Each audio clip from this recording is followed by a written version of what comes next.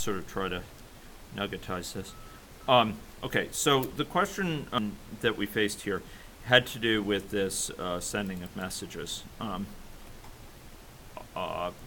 So here we had this message sending occurring, and I argued that this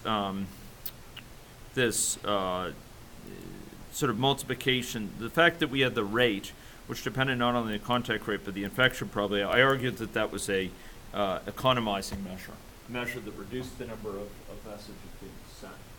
And David asked, well, okay, it may have been the intention, but how do we know it's safe? How do we know it's sound? How do we know that it's rigorous in terms that it's really a good approximation or really suitable replacement? How do we know we're not totally changing the output of the model by this? How do we know we're not fooling ourselves? You think we're saving time, we're actually distorting the entire model output. That's a great question. That's a question you should be asking yourself a lot when you think about anything that,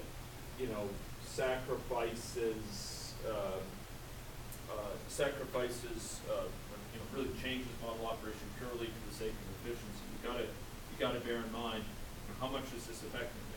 And there's several ways you can approach that. I mean, certainly one thing you'd want to do is to do a sensitivity analysis on it, structural sensitivity in this case. It would be, if you use the original formulation versus one where this is done, you compare, are they the same? But that's not totally rigorous. There's actually a stronger explanation for this, okay? So the idea here is like, this message is being sent out, right? Who's that message being received by? It's being received by another person, right? Let's consider a set of cases. Suppose this person is a already infected person, and they receive this message. What happens?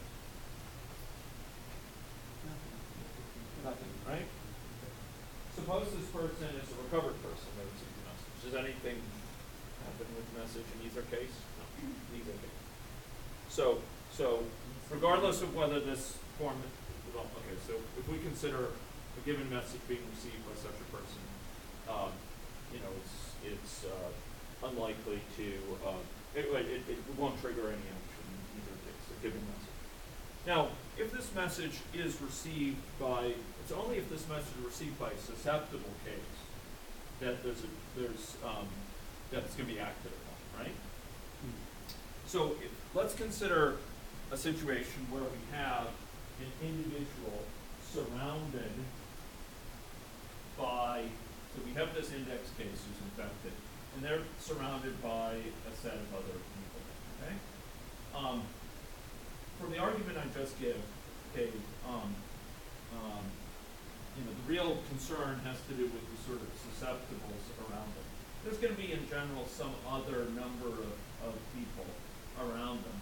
Some recovered, for example, people, some currently affected people around them, right? But it's the susceptibles who might be infected by this. Now, let's suppose that we actually trigger 100 messages, okay? 100 messages go out to our neighbors. Right? Some fraction of those are going to go to the susceptibles, to be sure. And it's probably going to be pretty proportional to the fraction of those susceptibles.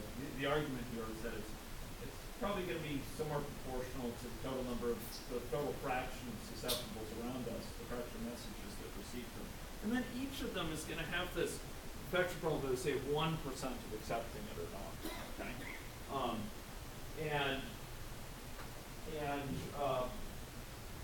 There's some possibility that will lead to, so suppose we send 100 messages around, and suppose everyone around us, for the sake of argument, is susceptible. Those 100 messages, you could get 0 people getting infected, you could get 1 person, you could get 2 people getting infected, right? You could get 3. It's getting pretty unlikely you're getting 3 or 4 or 5, right? Because there's only 1% chance of infection per message. But it's a draw from a Bernoulli distribution. Binomial distribution with n equals 100, and the probability of of infection of 1%, right? And what we're basically doing is we're saying, okay, rather than sending 100, just on average, one gets infected. Send one message, and if it reaches one of those susceptibles, it'll definitely infect. Right? So then, see, that's the thing. With this, I didn't make this clear, but if we send only this many messages, we treat it as definitely infecting. Right? Definitely infecting if it reaches the susceptible. And I could go through the math and the fraction and the susceptible fraction there, but really what it had, the real question is this going to behave correctly with respect to susceptibles? Okay, and the answer is this is an approximation. So it is possible to be some difference, because it is possible that if you send 100 messages, that more than one susceptible will get infected. Okay, whereas you here put a cap of, there's only one total message being sent out. Only a total of one person could get infected, say, of those susceptibles, and that one person either gets affected, or excuse me, if it's a susceptible that receives this, they're definitely infected. Is the thing. So we've changed it from a situation where you send out this many messages, and there's basically a branch here. You get the exposed message. Either you're infected with this infection probability, or you go back to susceptible. In other words, you're not infected with 99% probability. We've replaced that with a situation where we combine those two and we only send one message. And this is an approximation because we're going to be missing some cases where there would in fact be 2 people infected just by chance, or 3 people infected by chance. We are putting a cap. We're limiting sort of essentially this distribution, this draw from binomial distribution, to cases where it's either, in this case, it would be sort of 0 or 1 person infected. And we are sacrificing something by that. I would want to do an analysis of sort of model behavior under both representations and see if it adequately captured the dynamics. But it would certainly depend on the disease. Oh yeah. There's different diseases that will have a different activation of this. That's right. Rate at this. Different diseases will have a different probability of infection. Yep. Different numbers of individuals, susceptible individuals. You will never get infected if you're not susceptible. And I just, as I mentioned yesterday, or you have a mix. Particularly in development, there's a lot of people who are not susceptible, not readily covered, or being infected. But Those are the vaccinated. Yep. In fact, the majority of the people who won't get it, That's right. That's right. And those who are happily susceptible to That's right. But that's actually, so that's true. That's actually less of a concern, because like, suppose there's only one message sent. Some fraction of the time it will go to a susceptible, but a lot of the time you're right, it will go to a vaccinated person. It will go to a person who is already recovered with smaller numbers, or currently infected, but it may be vaccinated that dominates. That's fine, and the same thing will happen if we send 100 messages. Some fraction will go to them, some fraction will go to the susceptibles, or if we send one message, it will just be, there's a certain chance it will go to each group. It's just, this is an approximation because it does limit the number of people who could get infected by this message in a way that could introduce some distortion.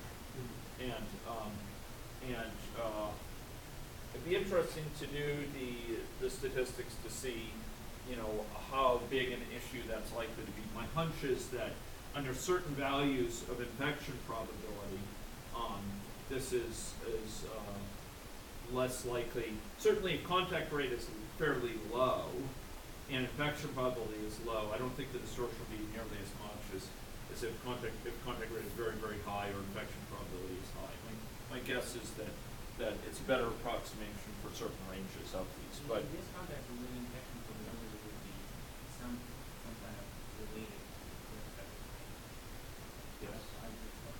Yeah, both of these impacts will be, the content variable impact and probability. This, yeah, this is something which, because of the discretized nature of the spread, the fact that we're spreading particular individuals, it needs some thought. But I'll see if I can get David a more complete, sort of rigorous answer on that. The answer is probably an excellent approximation for certain ranges of these things, just like classic mathematical epi, the reproductive number being approximated with beta times c times d is probably it's pretty good approximation for certain things. Similarly, just the classic formulation in mathematical epidemiology of the force of infection being beta times c times the diffraction I over the total population. This is an approximation that is reasonably good under certain ranges for, say, beta c is quite small. It turns out this is a better approximation than if they're large, etc. So I think giving a really rigorous answer under what conditions this is safe, that requires some more thought. This is a computationally, it reduces the computational burden significantly. And I think one could prove mathematically, well, statistico-mathematically, that it's probably a pretty good approximation under many conditions. Not a complete answer, but I'll see if I can get you a more complete answer later. Okay, so great question, and I'm appreciative of that.